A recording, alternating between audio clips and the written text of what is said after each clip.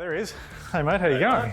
Oh, this looks interesting. What's going on here? So we're 3D scanning an engine bay. This is part of the technology set we use to develop some of our 4x4 kits. As you're probably aware, fitting a catch can and a fuel water separator in a very full engine bay is very challenging, and so we try to make it as easy as we can for our customers by making a ready-to-fit bracket, hoses, fuel fittings, everything they need to get a couple of those crucial filters into the engine bay. And I mean, I have fitted a few of these now myself, and yeah, there's no modifications there, it just goes in and yeah, beautiful.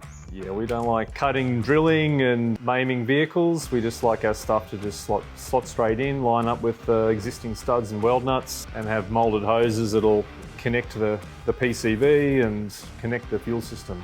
How much time goes into actually this process and getting this from that into like a CAD file? So once the engineer's happy with the scan, the level of detail, has picked up everything they want in the scan software, they then can transport that into CAD. Effectively use this to then line up those studs and weld nuts and the things that they want to connect to. And then by having this in CAD, can effectively design the brackets, position the fuel water separator, do it all virtually in here. So then after which they can then, well, if they're happy with the packaging, then they can go about making some prototypes.